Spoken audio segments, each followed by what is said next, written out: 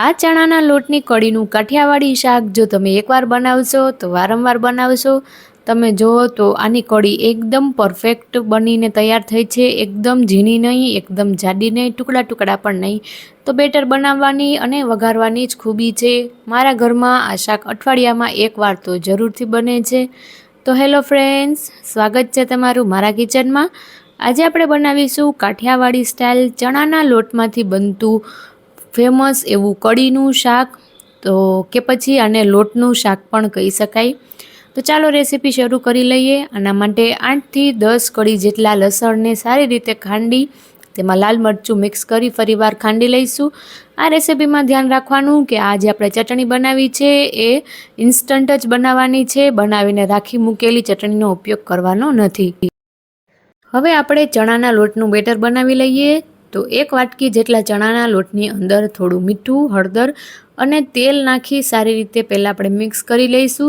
ત્યારબાદ એકદમ થોડું પાણી એડ કરતા જઈ અને લોટ બાંધીશું. આ લોટ એકદમ કડક નહીં અને એકદમ ઢીલો નહીં એવો બાંધવાનો છે.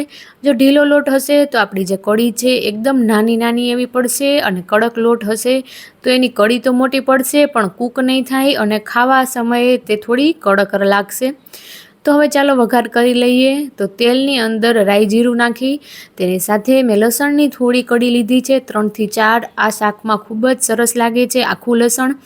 તો હવે તેની સાથે ડુંગળી, ઝીણું સમારેલું લાલ મરચું અને લીમડાના પાન અને મસાલામાં જોઈ લઈએ તો સ્વાદ પ્રમાણે મીઠું અને તેની સાથે હળદર. અહીંયા આપણે એક વાતનું ધ્યાન રાખવાનું છે કે આપણે જે ચણાના લોટમાં આપણે થોડું મીઠું નાખેલું હતું, ત્યારબાદ શાકભાજીમાં પણ થોડું ઓછું જ મીઠું નાખવાનું. જો જરૂર જણાય તો મીઠું એડ કરી દેવાનું. અને થોડી એવી હિંગ. અહીંયા આપણી ડુંગળી સારી રીતે કૂક થઈ ગઈ છે તો આપણે ટમેટાં પણ એડ કરી દઈશું.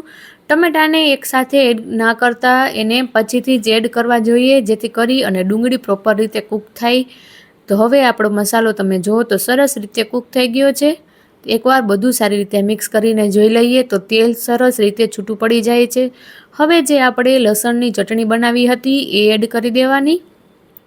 તમે ઈચ્છો તો આ ચટણી પહેલાં પણ એડ કરી શકો છો, પણ આમાં લાલ મરચું હોવાથી આપણું લાલ મરચું બળી ના જાય એટલે મેં છેલ્લે એડ કરી છે. હજી શાકને કૂક થતાં ઘણી વાર લાગશે એટલે આપણી જે ચટણીમાં લસણ છે એકદમ સારી રીતે કૂક થઈ જશે. હવે આપણે શાકના મસાલા જોઈ લઈએ. તો બેઝિક જે ઘરના મસાલા હોય એનો જ ઉપયોગ કરવાનો છે.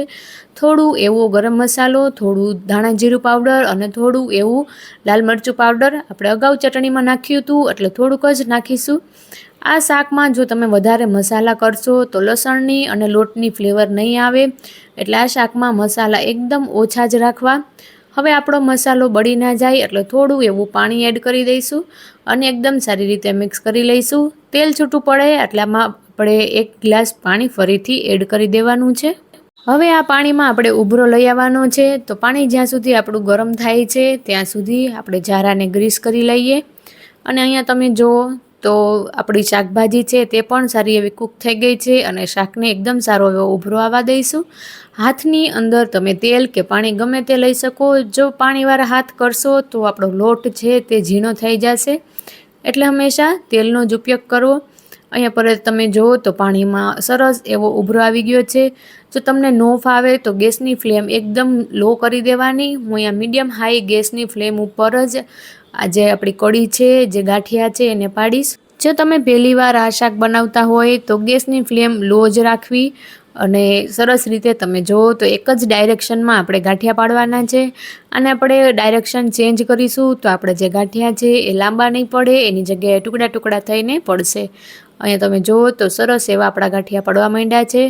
પાણીમાં આટલો ઉભરો લઈ આવવો ખૂબ જ જરૂરી છે.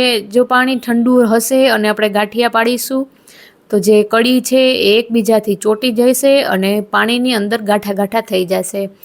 એટલે ગરમ પાણીની અંદર સરસ એવા આપણા ગાંઠિયા પડી ગયા છે. અને થોડીવાર આપણે હલાવવાના નથી, એમનેમ જ રહેવા દેવાના છે. ત્યારબાદ એકવાર ચમચો ફેરવી દઈશું. હવે હળવા હાથે મિક્સ કર્યા બાદ આપણે શાકને 10 મિનિટ સુધી સારી રીતે કૂક કરી લેવાનું છે.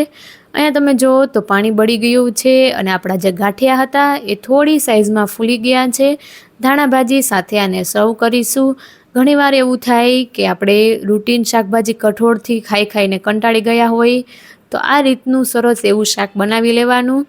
તો અહીંયા તમે જુઓ તો ગાંઠિયો ચોટ્યો જરાય નથી, આપણે ગરમ પાણીની અંદર ગાંઠિયા પાડવાથી એકદમ છૂટા છૂટા થયા છે।